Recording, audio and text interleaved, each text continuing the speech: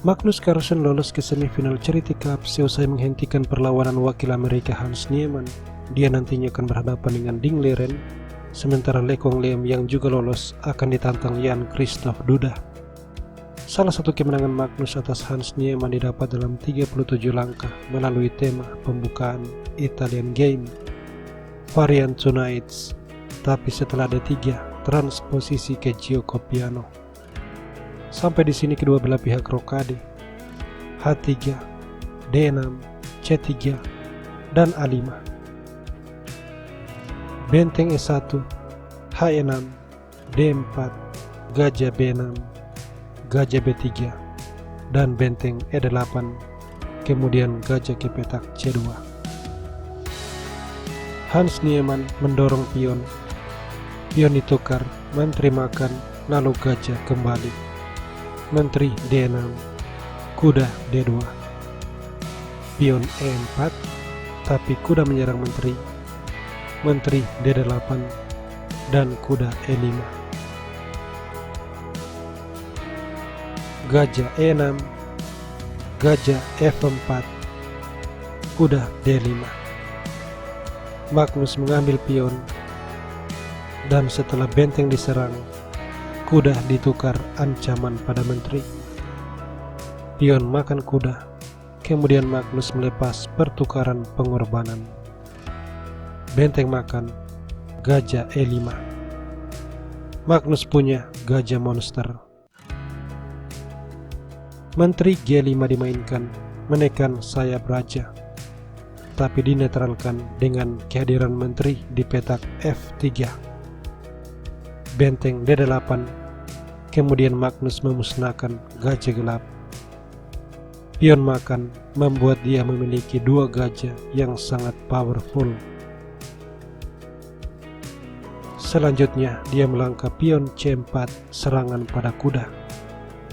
Dan kalau kuda menyelamatkan diri, pion akan terus didorong sebuah discovery, memaksa kuda kembali, kemudian pion makan pion. Magnus punya pion bebas. Sebab itu Hans Niemann memutuskan melakukan pertukaran pengorbanan. Pion makan. Sekarang Magnus punya pion bebas di center. Hans Niemann menyelamatkan kuda.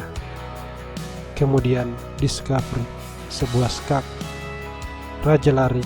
Dan pada posisi ini Magnus ingin menciptakan dua pion bebas dengan memakan pion. Tapi sebelum itu, dia akan memaksakan pertukaran menteri. Pertama, pion menyerang menteri.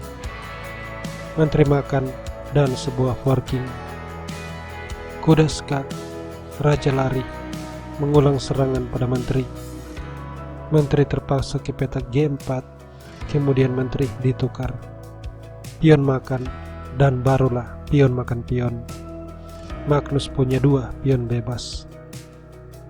Jika di sini benteng menyerang pion, pion E6, benteng makan, pion E7, benteng turun, dan gajah F7, pion akan promosi, dan benteng harus diserahkan.